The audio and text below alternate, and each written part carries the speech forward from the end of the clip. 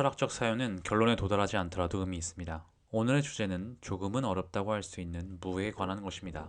당신이 이 주제에 대해서 이해하고 있고 자신만의 생각을 가지고 있다면 상위 1%의 철학적 지능을 가진 것일 것입니다. 만약 크게 생각해 본 적이 없다면 오늘 소개해드릴 개념 중에서 가장 설득력 있게 들리는 것이 무엇인지 댓글로 알려주세요. 파르메니데스, 무는 존재하지 않는다. 고대 그리스 철학자인 파르메니데스는 존재하는 것은 존재하고 존재하지 않는 것은 존재하지 않는다고 말했습니다.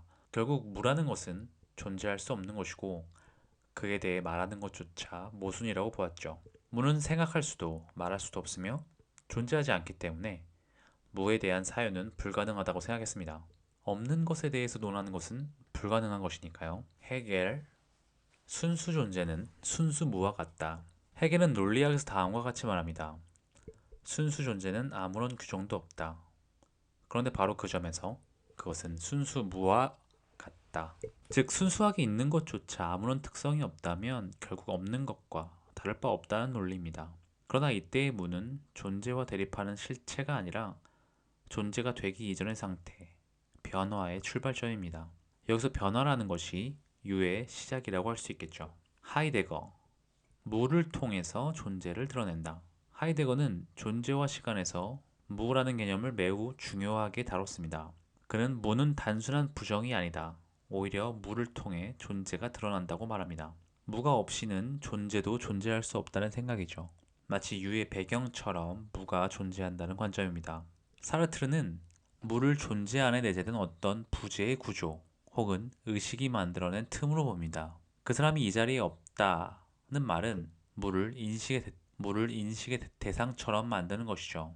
그러나 이 무는 실체가 아니라 인간의 의식이 만들어낸 의미의 공백입니다. 이렇게 인공지능을 이용해서 아주 간단히 무에 관해서 정리해 봤습니다. 이렇게 많은 철학자들의 견해가 서로 다르다는 것을 알 수 있죠.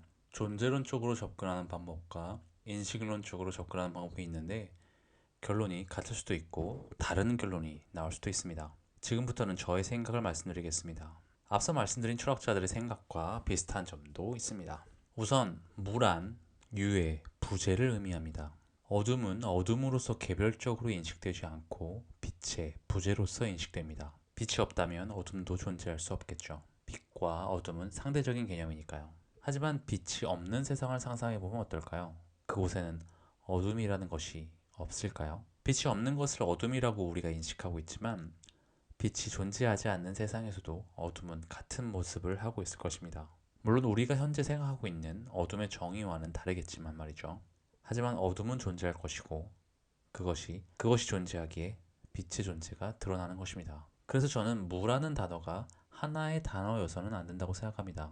빛의 부재로서의 어둠과 존재의 배경으로서 존재하는 어둠은 다른 것이라고 생각하기 때문입니다. 우리는 분명 언어를 통해 사유하고 있지만 언어의 한계로 인해 사유를 제한받는 것도 사실입니다. 때로는 우리가 언어를 창조해야 할 때도 있으며 단어의 의미를 재정의해야 할 때도 있습니다. 빛과 어둠이라는 예가 잘 이해가 안 될 수도 있기에 조금 쉽게 설명해 드리겠습니다. 이 영상을 보고 있는 당신이 지금 존재하고 있습니다. 유의 상태로 존재하고 있는 것이죠. 당신이 죽는다면 당신은 무의 상태가 됩니다. 여기서 무는 유의 부재, 당신의 부재가 무로 인식되는 것입니다. 당신이 태어나기 전에는 어떻게 생각해야 할까요?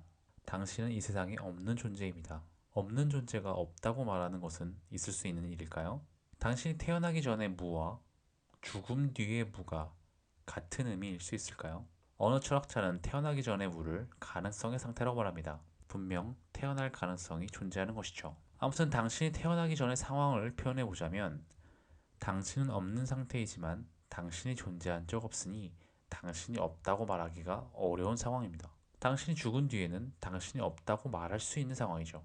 이렇게 존재의 부재로 인해 발생하는 무와 존재 자체의 부재라는 개념은 다른 것입니다. 이렇게 다른 개념을 한 단어를 사용해서 표현한다면 우리가 서로 다르게 인식하는 것은 어찌 보면 당연한 결과입니다. 당신의 생각은 어떠세요? 당신에게는 무엇이 무인가요? 그리고 그것은 우리에게 어떤 의미를 주나요? 댓글로 알려주세요.